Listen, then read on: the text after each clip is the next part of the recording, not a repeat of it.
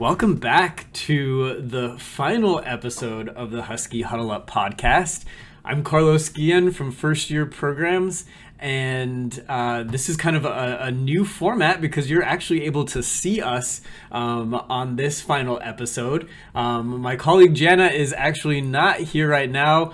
Our First Year Programs office here at the University of Washington right now is busy welcoming first year students onto campus with move-in and dog days events. So we're really excited to have this final episode, and we're taking a little bit of a different angle, and I'd like to introduce you to Chloe, who is our student coordinator for remote logistics here in FYP. Chloe has actually been the person in the back end creating all of our episodes, editing our videos. Chloe has actually also been in the back end of all of our live webinars, making sure that those have been running smoothly. So we wanted to give you all an opportunity to meet Chloe so that you can kind of see who is behind the scenes in all of these family orientation events. So I'm going to go ahead and pass it off to Chloe. Chloe, welcome to the Husky Huddle Up podcast. I wanted to give you some opportunity to just give a little bit of background information about yourself. Where are you from? What is kind of some of your experience here at the University of Washington? Yeah, thank you. It's kind of weird being on the other side, but I guess I'll give the whole spiel. So I'm Chloe Jiselle. I use she, her pronouns. I'm a junior here at the UW. I am in the Cinema and Media Studies program. If you get all the way through, that is that outro. I've lived around Seattle up north in like Linwood, the 425, 206. I've been there my whole life. I am one of three currently at the UW in my family. I've been part of the UW family for, I don't know, my dad was an alum, so I guess my whole life. And then I was in OL as well for the first year programs last year. And then other things I do around campus is that I'm currently the Filipino American Student Association activities chair. And that's kind of just all I do in and around campus at the moment, seeing that we're just about to come back. Definitely a busy schedule for you, it sounds like. I know that so one of the projects that Chloe has been working on is actually taking on this final episode and interviewing some other student leaders to give you all some perspective on the student experience here at the university, and even some tips that students can give to you as parents and family members on how to support your students. So, Chloe, how was that interview? How did it go? I feel like it was such a fun group of people.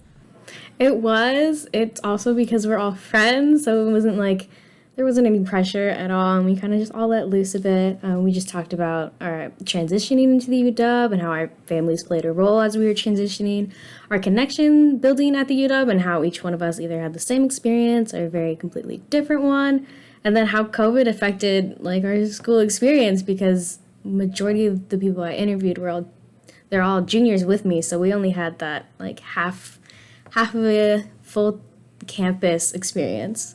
Yeah, very unique opportunities for student experiences, especially now. So that's great. That's really great. Well, I look forward to that interview. And for those of you parents and family members, we hope that you enjoyed this student perspective as a way to really kind of give you additional perspective, additional context for how you will kind of continue on these Husky Huddle Ups with your students as they get started with their own Husky experience. So we'll move on into that interview next.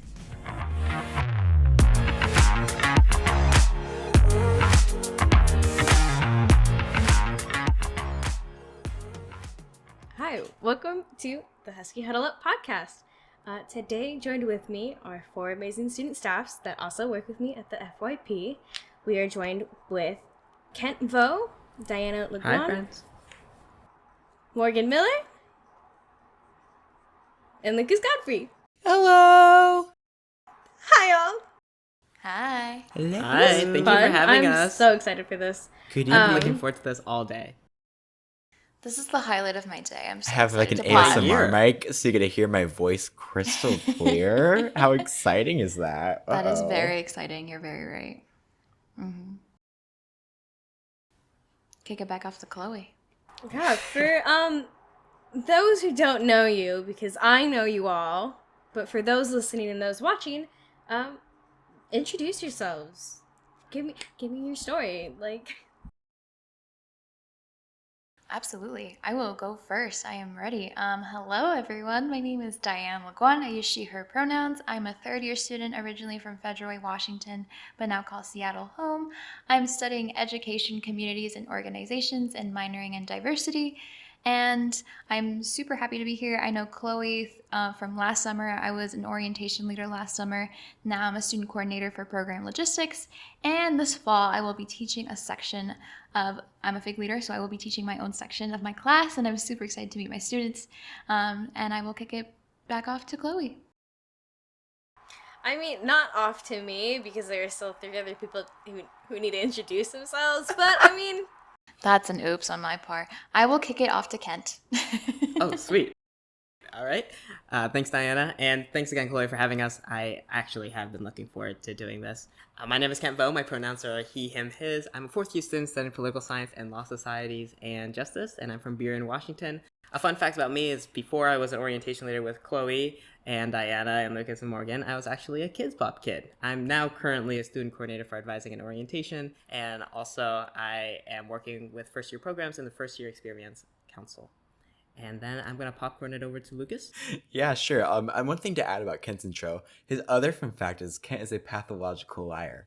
That is also something to know. Yeah, Kids Bop is kind of Kent, sus. sorry. Could you remind me what your breakout hit was with Kids If you Bop? don't believe me, please listen to Adele's Rolling in the Deep by Kids Bop. By Adele. I do the background harmonies. If we have time at the end of this podcast, I'll demo for this. Yeah, I was saying, what's funny is that you have a really high quality mic right now, Kent. I think it'd be a great time. I'll do warm-ups while you do your intro. Of course. Hi, everyone. My name is Lucas Godfrey, pronouns he, him. I am from Graham, Yeehaw, Washington, about an hour and a half south of Seattle. I'm currently in Seattle, so that is my new home. I am a junior majoring in economics, minoring in political science. Fun fact about me, I should be a major in interior design, because, hello, live, laugh, love. So I might consider changing my majors. Let me know what you think. And then, Morgan, would you like to introduce yourself? Yeah, okay. My name is Morgan. I use she, her pronouns. I'm a 3rd-year student studying physics and astronomy, and I am from North Bend, Washington. And I know Chloe because I was also an orientation leader, and right now we're also co-workers at first-year programs. Oh yeah, we're all actually co-workers together. I'm also student coordinator for orientation. Forgot to mention that. Oopsies. Now you're just making it sound like you're on here because you work with me. That's not true. We all actually asked to be on the podcast. We I asked begged, 4 times. begged for months. Now They we're finally let us on. on. They finally let us on. And what a mistake that was. That's okay. That's fine. Now that we know your roles and affiliation, what inspired you to come to UW, or what made you choose UW? I could give this a shot. I know it's funny because we all seem like we're big UW fans that we're all working at FYP, but for Diana and I, we actually had a really rough time our first year because we are both first generation students, and for me, that came with a lot of imposter syndrome. I remember going to classes and thinking, oh, if there's a test, they're going to find out that I'm actually not supposed to be here, that I've been randomly getting through my previous high school classes, and I'm here by some stroke of luck, and I'm not actually meant to be at the University of Washington. And that was my first year experience, and it was rough, and I didn't know what to do and how to get across that. But then I met other students like Diana who say, hey, you got to use these resources. You got to reach out to OMAD, you got to talk to your academic advisor, and those people are here to help you. They won't make fun of you for not knowing anything. And once I started using those resources, I started feeling like I could be part of the UW community. And so that was my transition into UW. Yeah. So I got inspired to come to the University of Washington for a multitude of reasons. I actually was torn between two schools my senior year of high school. I was torn between a very small private university and the University of Washington. I chose to come to the University of Washington because I was completely undecided, had no clue what I wanted to do, had no clue what I wanted for a career, and I knew that coming to the University of Washington, they had over 150 majors. They had the variety I was looking for that the other school did not. The other school had a very small select group of majors, and I was very scared that I wouldn't be able to find what I'm passionate about. But luckily, coming to the UW, I knew I would find the thing I'm passionate about. And luckily for me, the thing I'm most passionate about is education. Yeah, I came to UW for two reasons. One, location. As I mentioned, I grew up in a very small town. And so coming here where like food is a 5 minute walk, like hello, iconic. And second reason I came here was because I had a great physics program. So fun fact, I actually came in as a physics major. Soon realized that was a mistake. Very soon realized, actually not that soon. Switched over to econ. But I decided to stick with UW mainly because I had found such a great community here, and I really found I feel like a lot of my social circles and again community, especially here at UW, and I really am able to connect with so many other students. And so even though I switched majors and like I wasn't going to be in physics anymore, I knew I still wanted to be here. So that's how I ended up staying at UW for econ. I chose to go to UW because I also really liked the location. It was sort of close to home. I loved the idea of being in a big city like Seattle, and I loved the idea of going to a big university and the amount of people there are, and like who you can meet and who you could become friends with, and the opportunities especially were a really big reason. You always can like change majors, and there's tons of major options. There's lots of resources for you out there. There's also lots of like off-campus resources and opportunities, just especially as like a STEM major. There's lots of like Seattle's kind of a hub for tech and science, so that was a big draw as well. And yeah, We have a lot of companies here. There's a lot of them. Yeah, too many to list off. Um, yeah, cool. Knowing where you've all come from, I guess, or at least what inspired you to come to UW. Do you want to describe your transition here as a student and what your family members, your parents or grandparents or aunts and uncles, etc., and what role they played and how they looked like as you were coming here? I know it was like 3-4 years ago, but time, memory, you'll be fine. Yeah. So, like Kent mentioned earlier, I'm a first generation college student where him and I both are. And I came to UW with no hand to hold. I had no clue what I was doing. I was learning as I went. I moved out of my house. I was like 19 years old, freshly graduated from high school, and had no clue what was going on. I had the biggest imposter syndrome in the world. I was waiting for someone to figure out that I was not destined to be here. I was waiting constantly for someone to figure out. So my first quarter of college was incredibly difficult. I suffered from the loneliness of coming to this big, ginormous institution, and my family knew this. I would come home every single weekend due to the loneliness I felt my first quarter here at college. And they were my biggest support system in that transition because I would go all week going to classes, not really talking to anyone because, again, I felt really lonely. And at the end of the week, I'm like, okay, I finally get to see my family. I finally get to have that big sigh of relief that I can just talk to someone who I know loves me. And they have constantly loved me throughout my whole time in undergrad. And they are constantly still there. And luckily for me, through first year programs and through the numerous programs I've been a part of, through the UW, I have been able to find people who I consider my home now. Yeah.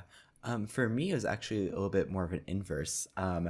My transition was more about defining boundaries with family back at home and really finding myself as a person.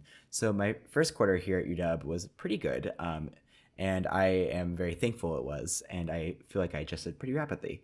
However, the next quarter, not so much. That one was not as ideal. But a lot of my transition was defining myself as a person and defining myself as a, like an adult. That was the craziest part to think about, was that I'm on my own now. So when I first transitioned into college, I had, my mother is someone who really likes to cling on. And I really do appreciate that. And I appreciate her love and affection. But she does love to cling. So a lot of my college transition was defining those boundaries and saying, hey, Mom, I can't respond to you every 10 minutes. And I am an adult and I can make my own decisions. And so a lot of my transition time for me was staying up at UW, and then kind of a little bit dreading going back home. Not because I didn't want to see my mom, of course, but because I knew that once I would go back home, it would, make it a little bit more difficult to define those boundaries, as well as it's going back home to Graham. That's not anything to write home about, obviously. So a little bit of an opposite transition than Dianna. I could go. My transition, I feel like, was just a lot of change from quarter to quarter and like from week to week even. And I just feel like there was a lot of, I think like one of the major things was the competitiveness of like UW. And from my personal experience, like being a STEM major especially, it's like it's like do well or like it's the end of the world sometimes, and it just because it feels that way, it's not actually. It just is really competitive. And so like going into that my first year and going into weed out classes and a bunch of highly competitive classes like that was like really heavy on like how you viewed your like academic achievements and stuff. So that was a big transition, was like turning my like view into a growth mindset and saying like I can't go back on what I did because I just need to move forward to the next quarter and I need to do better and learn and reflect. And that's all you can really ever do because you can't, go back and change things. And it's not always going to work out perfectly. And so the point is to learn and grow. It's not to be perfect every single time. And I think that was one of the big things I learned from my first year here, especially with the competitiveness that I know so many other students feel. And yeah, I agree also with Dianna, is that I went home literally every single weekend because I just want to be there to support my family all the time. I felt like I left them and like abandoned them. Like it felt like I should be home and not at school. So it was like a big transition to separating my new life and like, but still finding balance to support my family and be with them when I needed to or when they needed me there. So yeah. When I transitioned, I also had a really similar experience as Diana. I know that, for instance, my parents didn't go to a university or a college experience, so they couldn't help me out with academics or with financial aid and all that other kind of stuff that it seems like my peers were able to figure out instantly. However, they were able to like check up on my well-being, so my parents would always call me and check and ask, how am I doing with eating? Am I eating enough food? Am I not eating ice cream for every meal? Because there were weeks where I would eat ice cream for every meal, or I would not eat because I have midterms coming up. And in all honesty, I think that was the best way that they could have supported me, and I'm thankful that they did do that, because I didn't realize how much of my physical well-being was taken care of when I was living at home. But then when I got into college, that kind of part was neglected. And so they supported me in a really holistic way that wasn't really common when I was growing up in high school, but that was exactly what I needed at the time. Yeah, so it looks like you all transitioned from a city close to Seattle and kind of just moved into the dorms and living on campus and on and around campus. So what did your family members and your parents look like in your decision-making process as an individual, as you went from living with them all the time to now you're like a couple miles away, living your own life? I think for me, that transition was definitely an interesting one, to say the least. So as I mentioned earlier, it was more, for me, transitioning into UW was defining my own boundaries and such. And so my decision-making process was kind of new to me. Because before growing up in Graham, my decisions weren't usually my own. They were like ideas that were then confirmed to be decisions by other people. And so coming to UW and to college, it was like, whoa, hold on now. this is my own decision-making time. And so that process was interesting, and it was definitely difficult to have those conversations with my parents and say, hey, it's my turn to make the decision, and this is a decision I've made. I ask that you respect that. That was difficult to have. Definitely not easy, and it definitely took a few different conversations to like get that boundary set. But for me, it was also finding out my own decision-making skills. I 100% made a few mistakes. And I feel like everyone eventually throughout their life will make mistakes, and that's okay, obviously. But I really appreciate those mistakes because it helped me realize what was a good decision and what was not, but on my own. And I didn't have to have anyone telling me that was a bad decision. I learned from the consequences that it was a bad decision. So I appreciate those failures, and I really appreciate really taking those failures into heart and recognizing that, hey, just because I messed up does not mean it's the end of the world. I can take this, kind of reflect on it, and then improve my decision making for the future, which I think I have done. Hopefully a good job at. Fingers crossed. We'll have to see in the upcoming years. So I guess I can go next. I have a really similar experience with Lucas. My parents also initially, we had to have that conversation, right? They were always calling me, texting me. I'm sure she my mom emailed me at one point just to make sure I was doing okay. Because every moment of silence, right, my parents just thought I had spontaneously combusted or something like that. Dead. But, right, instantly dead, and then it's like, I just always remember every hour or so checking my phone to see if she called, because if she didn't call, I don't, or if she did call and I didn't call back, it would be hell. But anyway, I had those conversations with my parents, and they started, realizing that, like Lucas was saying, every mistake that I make isn't going to kill me. It's going to be a learning experience, and it's going to improve me in the future.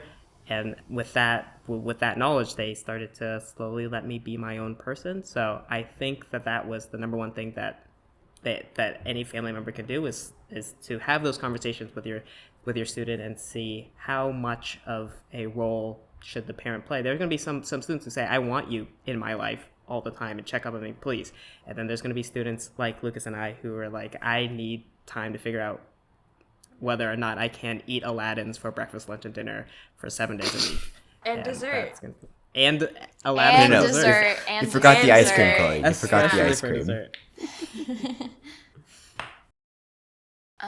I think for me, I actually had the opposite experience, which was really surprising. My mom and dad actually kind of were very hands off with me, surprisingly enough. I have immigrant parents, very, very much immigrant parents, which are what are you doing? Where are you going? Who are you going with? What time are you coming back home? That kind of situation. But I felt like when I left for college, I think they understood that it was a transitional period for our relationship. And especially because my grandma passed away the November before I went to college, and our relationship had changed tenfold because of what happened. So my mom was like, I just care that you're alive. So if you send me an emoji indicating that you're alive, I would love that. And I'm like, okay, that's great. She said, I would love also to FaceTime you when you have time, when you're not busy. And I'm like, that's also fine. So I think that the biggest thing parents can learn from their child transitioning into college is that they're going to have their own boundaries that they want to set with you. And at first, I can understand from the parents' shoes, it can be really difficult to let go and let your child be their own person, but you got to let it happen because eventually they're going to, move out and have their own family and have a career for themselves, which is scary to think about as a 21-year-old woman who one day will graduate from college and have their own family. But that is real. And I think parents should take that into account when they are talking boundaries with their student. Way to put me in a quarter life crisis right there. I'm like, whoa, hold on. I know, I'm really sorry. That's fine. Yeah, that's fine. I feel like kind of similarly, I had a pretty hands-off experience growing up, and I was really independent in my decision-making process. Going from a high school to college was pretty smooth, and I have little siblings that were in middle school at the time during my transition, so growing up, a lot of my experience was being a role model, and every decision was sort of reflected on them. And so in that sense, I appreciate my parents for like kind of building that independence for myself, and it made the transition like super easy. And yeah, it was pretty chill. Great, thank you all for those answers. Going into UW, being away from your family, what were some challenges and worries you had as a new and incoming student? I know we all at least had some. I mean, I definitely did. But What do you mean? There's no worries. Are you kidding? Right. Yeah, Guys from the That's bag. the next one. We had no worries. It was a smooth None. sailing all the way. Yeah, skip. No, it was bad for me. I had so many challenges. I felt like every day I was grappling with another challenge, whether it be academics, social, or just mental and physical well-being. And I don't mean to scare you all, but the only way that students can really mess up on their journey is they don't seek help, right? So that was my issue, is that I was afraid that if I ask for help about, hey, where do I go if I need to do laundry, that kind of question, I thought that I would get laughed at, and so I'd just be waiting until someone else asked that question. But if you are the person that asked that question, you will build community, and your peers will appreciate you for it, whoever is listening to this podcast. So I know that that's a really nebulous answer, but my challenges were everywhere, and I overcame those challenges by really asking for help. Yeah, to echo that sentiment, what challenges did I not have as a first-year student? But that's not fair. You had the pandemic. That's true, and I will touch on that. I will say, out of all the challenges I had, my biggest challenge was my mental and physical health. I struggled so much my first year of college with my mental and physical health. My mental health was the first thing that college took a toll on. I was really struggling with the idea of loneliness. I touched on that before, and imposter syndrome, and being first gen. So I was figuring everything out. This world was so brand new to me, and I had no clue what I got myself into. And I was taking it a day at a time. And to touch on that, I feel like I learned this, but your physical health is so important, and if your physical health is not in check, your mental health will not be in check. I remember not sleeping very well my first year at college. For the first time in my entire life, and mind you, I was like 19 years old at the time, my eye was twitching. My eye has not twitched since my freshman year of college, and I remember just a week straight, twitch, and I was so frustrated with the fact that my eye was twitching, and I thought I was getting like enough sleep. So your physical health is so important. Take care of yourself, drink water, eat 3 meals a day. If you have personal health problems, make sure those are in check. Like for me personally, I have neck problems and I have asthma, and I make sure that I keep those in check and I'm healthy. And then that will, help you out in the mental aspect as well. So really do keep those two things in mind, and I know those will be really hard to acclimate at first, but it will happen. I think for me, what I expected the challenges were going to be were not at all what they were. So I came in going like, okay, tests. Oh my gosh. And I think that's pretty universal. Everyone's afraid for the first exam. But spoiler alert, it went fine. The challenges that I faced were coming to the big city. So I mentioned earlier, I came here mainly because Seattle, hello. Thriving community, love it here. But the challenge I faced was learning to actually love myself. And that was because I came from a place where I was not allowed to. So the challenge I really had to take on was knowing that, hey, it's okay to wear eyeliner. For example, here we are. And that was a transition because I came in with the same mindset I came with a defensive mindset that I had back in my hometown, where it's, I had to walk a certain way, talk a certain way, wrist straight, not limp. And really being able to understand that that's okay here.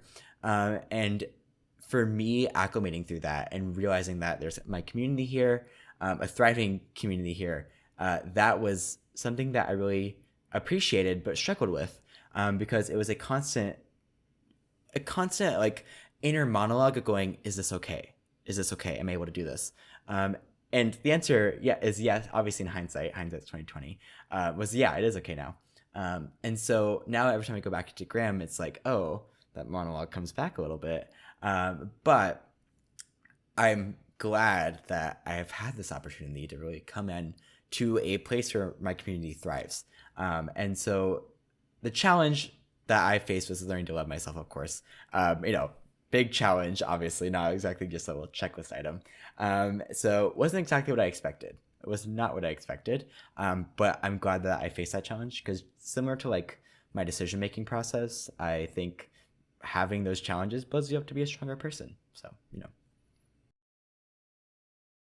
Yeah, that's beautiful. I love that. I think one of the biggest worries I had was mainly about like not being good enough, like not being good enough to succeed, not being good enough for other people, like to find friends, like not being like good enough at making friends. And it was always like something like I'm not gonna like achieve. I'm not gonna be good enough for that, or there's always gonna be someone better. Which I mean maybe is sort of true. There's always gonna be someone better at something, but like you're always good enough, like no matter what. And so I think like overcoming that challenge was mainly just jumping like head in. Like there's nothing you can't just like postpone the first day of your classes because you're scared and you don't think you're gonna be good enough to succeed. You just kind of got to go in and be like, whatever happens, and I'm going to improve like later on, I'm going to learn. And so, yeah, I think being like really open-minded too was important, because I like to find friends and to get community, I had to put myself out there in a way that like I not like never do and stuff. So that's like how I found friends. But that's also how I was like vulnerable and honest with myself in growing and like learning. So I think like kind of jumping head in, but also being open-minded and honest with yourself and learning are some of the main ways that like I overcame some of my worries. Yeah, that's awesome. We all have our own challenges and our own worries, but a lot of what sounded to be like the main mantra of it all and just the common denominator is that building connections really on campus and like trying to find your community. So on that note, how did you make your connections at UW, and how did you make the campus a smaller place for you? Hands down, first year programs. No better answer than that. Again, way to reiterate the point, we had a COVID year. Me, Lucas, and Morgan, our freshman year cut off short. We had 2 quarters maybe, and Chloe, of course, and Chloe. We had 2 quarters of completely in-person learning, and then we were like swept away from that opportunity of being able to have in-person learning. And I remember March being offered the orientation leader job, and I'm like, okay, let's see how this is going to work. And I met some of my bestest friends in the entire world. I met Kent, I met Morgan, I met Chloe, I met Lucas, and so many others as well.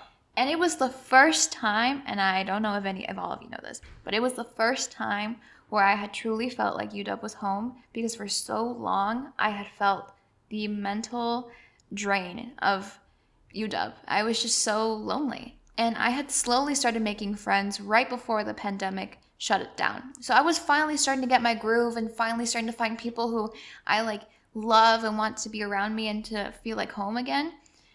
But first year programs not only brought me community, not only brought me home, but brought me the confidence to be the woman I am today. Like in comparison to the woman who first started as an orientation leader, I think I'm leaps and bounds ahead of what that person was, because I can tell you, like, that person was not confident. That person was like still struggling to find like her voice at UW, and still struggling, just period. And it's hard to see what that was for me before, but it's so beautiful and so worthwhile to be sitting here with my best friends talking about how much time has allowed for change and how beautiful change can be. So I really do applaud first year programs for bringing me my home. We're gonna get like a million orientation leader applications after that. But I hope want to so. say, yes, please. Here's a quick shout out to all the student opportunities that FYP provides. But also, of course, if you aren't interested in the first year programs, we also have like plenty of ways to get involved on campus. And I think that is how also I made my connections as well. As I just put myself out there in places that I didn't think I would be comfortable. And I found that comfortability in the connections that I built. And I also want to talk about how I made connections in person, because unlike Diana, Lucas, and Morgan and Chloe, I did get that extra year of being in person.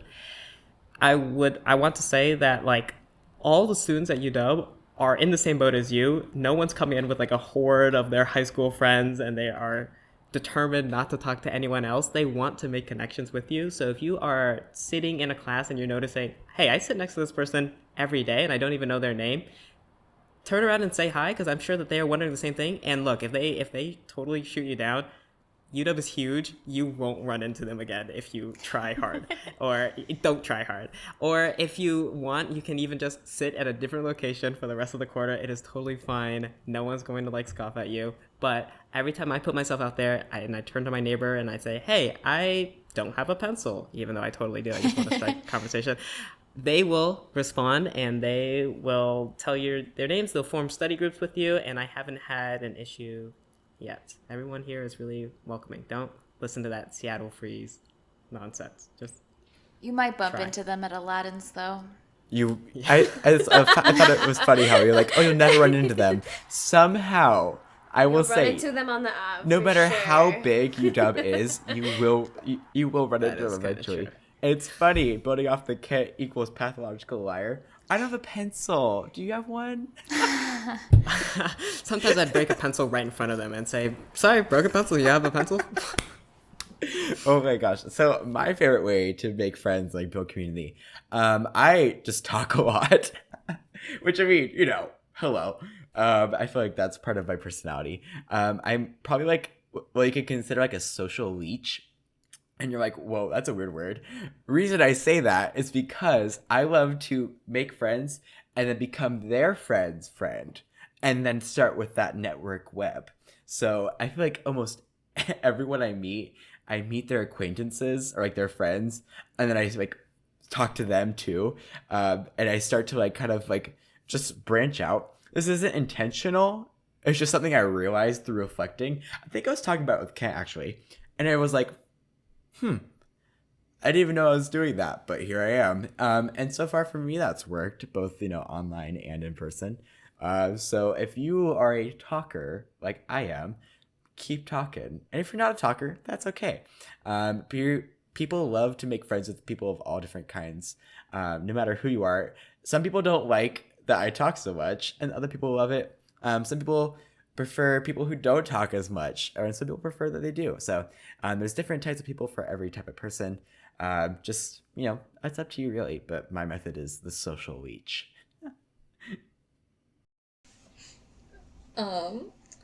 I feel, not to sound like a broken record, but like I feel the same way as Diana, because I made like my best friends through first year programs and just getting involved in being an orientation leader. And it was like they were genuinely the first friends I made in college, because everything else was sort of like, hi, how'd the test go? And then that was it. I wouldn't see them again.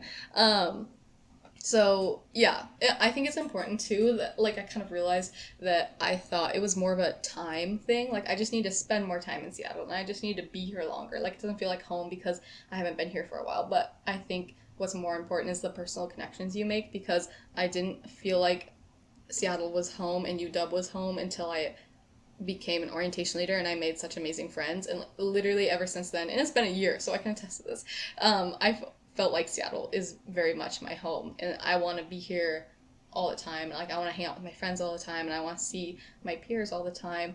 So like my biggest advice with that is to get involved, like try new things, apply to like whatever you can, because you never know what's going to come out of it. And that probably sounds cliche and you've probably heard it before even, but I mean it. Like you'll reflect back on it at some point and be like, wow, that was such a good decision. Like I'm so glad I applied to that because I like changed like my trajectory, like my college experience. So, yeah. So you hear that, FYP. Those interested in becoming orientation leaders, just kidding. The link is google.com. Not to make it about me, but I'm coming from that different perspective of you all kind of lived on campus and I commute to campus. So my struggle was a struggle because I didn't get to spend all of my time on campus or like all of my time just like walking around Seattle because I always had to be home because like if I missed the bus at this time, like I'm never getting home, I'm never getting anything done. And like really I thrived. It's really awful to say this, but I thrived in COVID because now everybody was home and everybody had nothing to do. So everybody was just like always online. And like I made so many friends in my registered student organization, my RSO, because of that, because we all had so much downtime and we like transitioned to studying more online together. And honestly, just that's how I made campus feel like a smaller place. And again, orientation last year was online, so all of my orientation leader friends, even though we did like kind of were together in like the same building and had our like we had times where we did interact with each other, but like I thrived more online than I did in person. And in person I told myself per quarter I have to do at least one extroverted thing because I'm not extroverted in person. So for me that entailed opening a door for somebody, and now I am literally friends with them, and I don't know how it happened. It was out of pocket, out of character, and I was just like, I want to make a friend, and this is how I'm going to do it, because what better way to be a nice gesture. But on that note, and on all of that, and how did COVID affect you, and obviously you saw how it affected me, how did COVID affect you in your experience, your work, your school, your community, just like all of that? COVID was the most abrupt thing ever to happen. Again, I think everyone knows that. We were 2 weeks away from finishing winter quarter. I was just starting to get comfortable, just starting to make friendships and connections. Like at that point in life, I had just met my roommate and just started becoming friends, and we were getting super duper close. And then all of a sudden, we're sent away home. And I'm at home for multiple months, and that does, like, it put a wrench in a lot of things, like, completely. And one of the biggest things it did is it was really hard to study at home and be a daughter and be a sister at the same time because you don't have that boundary. And that was the first thing I noticed from moving back home. Like, I didn't have that boundary because they didn't understand what was going on. Like, oh, I'm closing the door because I have class right now. You can't just come in and be like, hey, what are you doing? Can we go here? And like, no, like it didn't. And now on top of that, I am immunocompromised. I'm an immunocompromised individual. I did not leave my house for months until I moved in to be an orientation leader. And at that point, I did see the decline in my social abilities. Like, I truly did see it. I reflect on that now, definitely. And how hard it was to first socialize with human beings that were my age again. And it was really difficult. So the social aspect was really difficult. Studying from home was really difficult. Virtual learning has so many inequities because not everyone can grasp that knowledge at the same pace, at the same level. And it's so hard to see, especially, I have a younger sister, and seeing her really struggle in her classes and trying to understand the content when she's really kind of teaching herself, because teachers are kind of trying their best at this virtual online learning, and it was just an uphill battle for all of us, I feel. Yeah, adding on to that, I remember when there was the first few cases and they canceled finals, I was like, perfect, this is gonna be fantastic. In hindsight, obviously, maybe not. So yeah, the first weeks of the pandemic, I was thriving. I was like, I didn't take finals. I had a 4.0 or something like that. Doing great. And then we got a little bit more into it and a little bit more into it. And here we are, almost a year and a half. Is it a year and a half at this point? Yeah. We're hitting past closer that. to Yeah, we're past we're that. hitting closer to 2 years. That's awesome. Love that. No, so for me, the big difficulty. So I have ADHD, and so that does not exactly fit with online learning, especially because I could be sitting at my computer and just spacing out the entire time. I've done it about 2 times during this podcast. So if you see me just like looking at the wall, that's why. But basically, it was really hard for me to grasp the content because I'd have so many other things rushing through my mind because I'm at home. And so like Diana, I didn't have that, work, life, student balance. And so my mind was constantly just going from this track to this track to this track until I realized, oh wait, I missed integrals in my Math 124 lecture, or 125, whatever class it was. And that obviously not quite ideal for a college experience. So for me, it was really hard to really adjust with that. And so that at that point is when I started seeking out DRS accommodations. So quick plug for DRS. DRS is amazing resources, the disability resources services. I would 100% recommend them. Seek out accommodations if you need them. And so I started doing that because I realized how much I was struggling. I did it way too late, let me tell you that. But now that I've done it, and now that we're finally going back to in-person, I'm so excited because I focus so much better in person. And so here's hoping that my grades really go up a little bit. Let's just say S/NS has saved me a few times. I think that's true for a lot of people as well. But basically, I'm really excited to go back in person so I can like finally focus, for like the first time in a good while.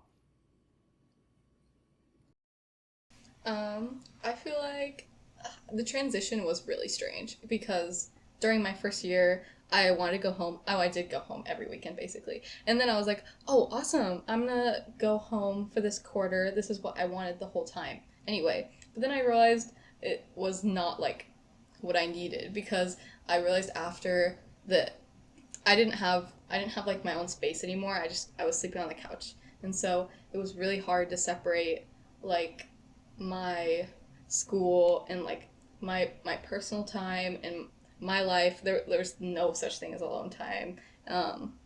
And it was like that quarter was like my worst grades ever, like of my whole college experience, and all of that. So it was, again, like during your first year, you're already transitioning to coming to college, and then this felt like a whole new transition. And I know a lot of people felt that way too. So I think like there was a huge learning curve, like having to do online school and having to adjust your living situations and all of that. So yeah, it was, but it made me a lot more flexible of a person, like a lot more versatile of a person. So I definitely gained a lot of skills and like life lessons from that.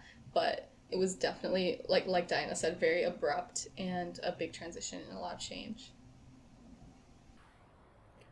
I completely want to agree with what Morgan, Diana, and Lucas had said, but I also want to draw some silver linings as well. That I know that going into the University of Washington, a lot of students are thinking this is going to be a cold environment and everyone's only going to care about academics.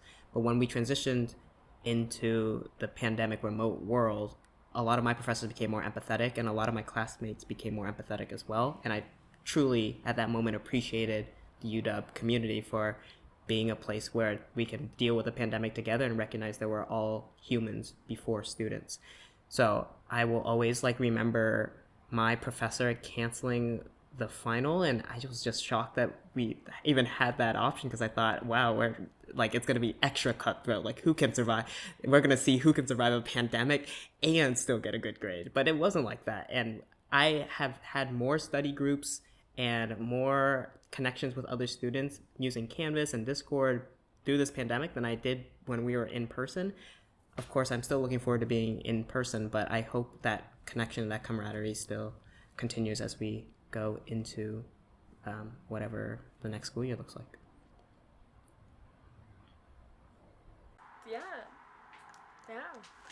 Well, Unfortunately, that was my last question I had for you all. Sad.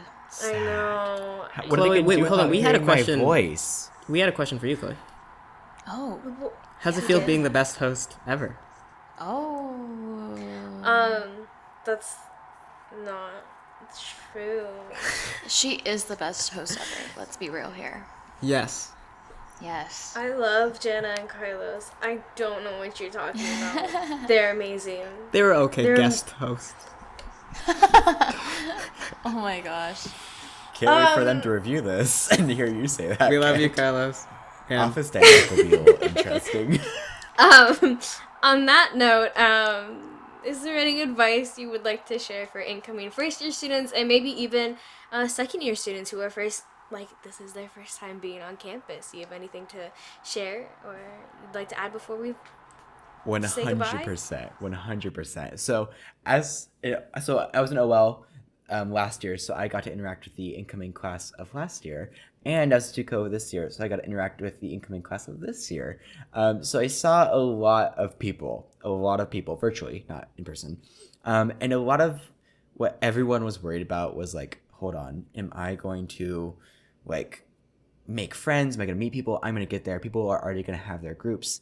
Just exactly like Kent mentioned before, where he said that people come in and they think that everyone has their friends already. I would say that this year is such a unique year in the sense that that idea is so much more like not true, because not only do you have an entire incoming class this year looking to meet people, you have an entire incoming class of last year, and not only that, you have an entire incoming class of 2 years ago who only got to start making connections and want to continue those connections. Seniors, they might have a few good ones, but they're still open to different connections. So let that idea that you're not going to make any friends because everyone already has friends go away, because I would say you probably have the best bet out of any incoming class for the last few like decades at making those connections. So I mean, if we're talking about silver linings in pandemic, I mean, hey, that's one I think I'd add to the list, Kent. Second recommendation, follow me at lucas.godfrey on Instagram. I think that's a great resource, especially because you can message me if you need to, if you have questions. And I think that it's really helpful. So yeah, at lucas.godfrey. Oh my gosh. Okay. I do have some advice. This is going to sound extremely cliche, but get out of your comfort zone. Get out of your comfort zone. For me, I was so close to not applying to be an orientation leader. I was a hair away from not doing it. I'd applied on the last day before it was due. I was so close to not submitting the application, but I'm so glad I did. And it was completely out of my comfort zone at the time. I was just so shy and introverted and didn't know my place at UW. Get out of your comfort zone. The most beautiful things will happen to you once you do. I can attest to that. Some of the most beautiful things are in the room with me doing this podcast, and that's just the fact. And more beautiful things can come your way if you get out of your comfort zone. So don't be afraid to do that. And if we're plugging Instagrams, I will so gladly plug too. D Laguan is my Instagram handle. Don't be afraid to shoot me a message. Again, education major, love connecting with students. So please connect. I can go because mine's kind of very similar to Diana's actually. It kind of short and sweet, but like I also just think you should dive like right in, like literally just dive right in. Take every opportunity you can, do everything you can, like while you have those opportunities. And even though you're scared, you just got to keep going because everything is gonna be new, and that's like what's so fun and cool about it. So, yeah, I guess I don't want to break the Instagram plug chain, so I won't check it that often actually, but if you want to follow me, you can follow me. It's Morksy Mill. Yeah. If I have to share my Instagram, I guess I can. That wasn't a requirement on this, but okay. Kent, do you have any last words? Yes, I have two last words. My first last word is that Aladdin's closer to the Ave on the West Campus often gets full at night. There's another one down the street. Just keep going, and you will beat the wait when you come back. I know it seems really Hold on, far, but before- like that's my piece of it. Before that you give that advice, I will say this. The Aladdin's further down the street is not as good as the Aladdin's closer to campus. I will say that right now. And also, pro tip, Aladdin's during the day is not as good as Aladdin's during the night. Just saying. Aladdin's This also was closes at 2 a.m. This is Kent giving advice, so we'll have No, Lucas and I Kent's work- advice was wrong. Kent. No. I'm just Kent, saying, your like, advice. sometimes the hunger for Aladdin's beats the need Right, for dinner, good quality dessert, food. breakfast, lunch. Right. Dinner, dessert, breakfast, lunch at Aladdin's. I am looking forward to seeing all the students who listen to this and families there. My other piece of advice is I heard this one during my orientation when I was an incoming freshman. Someone said, sleep more than you study more than you party, but party as much as you can. I wouldn't use the word party. I would say socialize, but I think the sentiment holds true. Take care of your mind and body first before your academics, and then academics and social life can be up there and prioritized accordingly. And that is all I got. Oh, also my Instagram is @Gowzer, Gowzer. If you follow me, I will give you wowzers from Gowzer on posts that I like, and I promise I will like most of the posts. And if I don't, I'll give you a Bowser from Gowzer, and I'll immediately unfollow you. And with that, I will pass it on to Chloe to wrap things up. Thank you. Thank you all for being here and self-plugging shamelessly. We love you. Thank you to all the parents and families listening and students. Hopefully all of our different student perspectives helped and educated you in some way, shape, and form. But with that, thank you for listening to this student perspective episode. Say hi to us if you run into us.